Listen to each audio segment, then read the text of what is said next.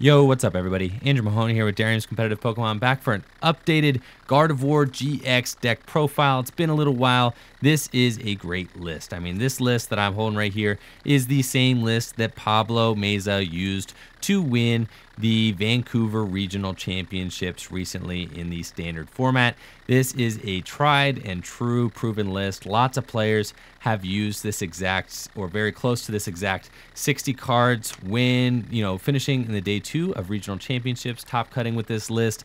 This list has kind of been circulated around quite a bit now, and I'm excited to finally show it to you guys and see, what some of the best players are playing in their Gardevoir GX deck. What makes this list different is that it plays a thick 2/2 Sylveon GX line as well as Octillery. This thing has really got it all. It's got a lot of answers to a lot of different decks, and I am not alone in saying that I think that Gardevoir GX has got what it takes to be the, kind of unchallenged best deck in format here. I expect Gardevoir GX to do very well at the upcoming London International Championships, to the point where this deck, could get hard countered. I mean, this deck could just be, a deck that just draws a huge target on its back going in, because just so many players are probably expected to just roll up with Gardevoir GX at this point that, this list will probably be modified to either deal with the mirror match better, or, other decks will crop up that just target Gardevoir GX directly. So this is what I consider to be just your standard Gardevoir GX deck. This is the list that I test with and against when I'm playing it. Just because, this list is the list that Pablo won that regional championships with. So I do expect it to be the best and just most used list in standard format at, competitive events. So let's check it out, see why this list works and what makes it so good. We've got 3 copies of Gardevoir GX, 1 copy of Gallade, 2 copies of Kirlia, and 4 copies of Ralts. We also play that 2/2 Sylveon GX line that I had talked about, as well as a 1/1 Octillery line and 3 copies of Tapu Lele. Obviously, Gardevoir GX is our bread and butter here. It's just going to be your major support Pokemon as well as your main attacker. Having 3 copies is about as low as it goes, obviously, but we do have our copy of Gallade as well, so Gallade can get in there with that sensitive blade attack. Also, Gallade being set up with that premonition ability just does wonders in tangent with Octillery, since Octillery has that abyssal hand, allowing us to fill our hand to 5 once a turn. Now, we do play a very thin 1/1 Octillery line, but I actually kind of agree with the logic here. The logic is that we want a thicker Sylveon GX line than we do Octillery line, because Octillery is better late in the game. I mean, after you've taken some prizes, you really want Octillery once you're getting end to a low hand. So you have some time to set up your Octillery before you really need it. Conversely, Sylveon GX is excellent on the 1st, 2nd, 3rd turn of the game. You really want this card early to be able to use that magical ribbon attack in order to set up. For 1 fairy energy, you can slap a fairy energy onto your Eevee here, use that energy evolution, and you can evolve yourself into Sylveon GX from the deck on the 1st turn of the game, meaning that you can achieve a turn 1 magical ribbon fairly easily. So that is really a powerful part about this deck, is just being able to get that turn 1 energy evolution and magical ribbon, being able to put that amount of pressure on your opponent, saying, if you don't end me, I am going to allow myself to have a stacked hand for the next turn, and just be able to set up multiple Gardevoir GX going in to that next turn. Of course, we do play 3 copies of Tapu Lele GX, obviously, for that Wonder Tag ability, but also, since we do play double colorless, we have access to Energy Drive too. I've got Kevin rubbing his head on my shoulder rubbing his head on my shoulder right now. But yeah, anyways, 3 copies of Tapu Lele GX. Wonder Tag, excellent being able to search out those early supporters like Bridget. Also great for searching a Sorola, Guzma, anything that you want, you can get it with Tapu Lele GX. 3 copies is a perfect amount, meaning that you're just going to have access to that selectivity throughout the course of the game. Something else that's interesting here is just 2 copies of Kirlia, but I actually agree with only 2 copies of Kirlia as opposed to 3 in this particular list, and the reason why is because of Sylveon GX. So Sylveon GX uses Magical Ribbon, meaning you can search out the Rare Candy Gardevoir GX combination easier than you would be able to if, say, you were only playing Vulpix or something like that. So, since you do have access to Sylveon and Magical Ribbon, which can grab your Rare Candy, you really only need 2 copies of Curlia to evolve up manually through routes. Now, this is a little bit of a weakness if we're playing against decks that are like Po-Town decks or Espeon EX decks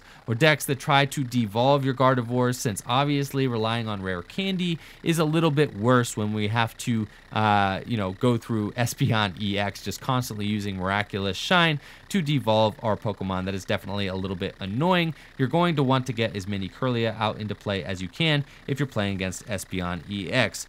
Otherwise, I think this cast is super good, super solid. The Sylveons in here work really well, especially for that Plea GX as well. I mean, Plea GX really puts in a lot of work in this deck. You can pick up your opponent's entire Stage 2 lines. You can pick up fully loaded Volcanion EXs, just send them back to your opponent's hand.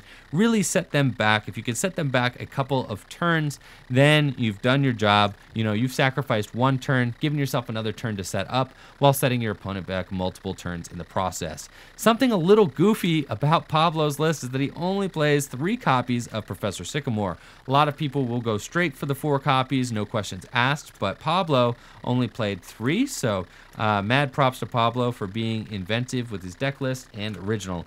He decided to go for the second Bridget instead. If you wanted to, you could play the 4th Sycamore there, but I love 2 copies of Bridget, and I can actually justify just the 3 copies of Sycamore since he does have access to Twilight GX later in the game. He could throw his Sycamores back into the deck if he wants to, and also he has all these copies of N here, and Sylveon GX also just goes a long way for setting this deck up. So all you really need is access to Bridget early so you can get an Eevee, Energy Evolution, and then just start, you know, Magical Ribboning from there. So Bridget is the most important card for getting this deck set up, especially wanting to get that turn 1 Energy Evolution. Sycamore is better, you know, for draw late in the game, but we also play that Octillery. So I see the argument that Professor Sycamore is not as needed in this deck as, you know, it's not necessarily needed as a 4 of. I think that this is a fine consolation to make, and, you know, obviously, you know, worked out for Pablo, who's able to win a regional championship for it.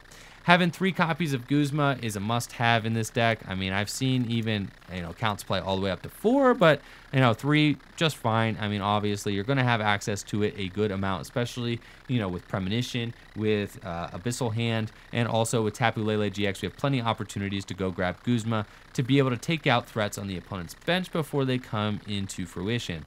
Also, the 1 copy of Acerola, super good in here, being able to lift up an entire Gardevoir GX, save all that energy, you know, throw the cards right back down, you know, maybe evolve a Curlia or something like that, put the Ralts back on the bench, and just slap DCE, you know, accelerate your energy back onto a new Gardevoir and keep swinging. So 1 copy of Acerola is a must-have. I think that there are, you know, I might even like to play more healing than the 1 Acerola in this deck, and I think that, you know, there are some Gardevoir GX decks being talked about right now, playing Max Potion and things like that. I have experimented with Max Potion in my Stage 2 decks as well, and I really do like Max Potion in Stage 2 decks just because it's so easy to just glance off your Po-Town damage and things like that when you do play Max Potion. You can evolve straight through Po-Town without caring at all, hit a Max Potion later in the game, and just totally negate all that work your opponent did to try and damage your evolution Pokemon with Po-Town while, you know, while not having to reset your evolutions with something like Acerola. So I do love the Acerola in here, but I think the Max Potion's a consideration to make.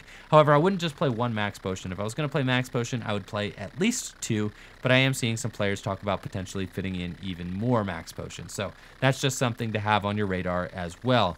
4 copies of N is a must-have, just being able to limit your opponent's hand while also being able to shuffle draw without aggressively discarding like Sycamore. N is just, you know, probably the best supporter in the game right now. It's must-have, 4 of, you know, pretty much a standard, a no-brainer there. Let's go ahead and move on to the items. If we're talking about the items, we're playing 4 copies of Ultra Ball, 4 copies of Rare Candy. Like I said, we're going to be using that Magical Ribbon to search out the Rare Candy Gardevoir combo, so 4 copies is a must-have since we're only playing 2 copies of Curlia. 2 copies of Field Blower, which does just fine against Gardevoir decks. You can shuffle your Field Blowers back in with Twilight GX, which is something you're going to be doing against Gardevoir decks anyway. So 2 copies of Field Blower works out just great. 2 copies of Choice Band really helps to just ramp up that damage output by Gardevoir so that you can hit the numbers when you want to, you know, just perfectly. I really like the Choice Bands in here. 2 copies has worked out just fine in my own testing as well.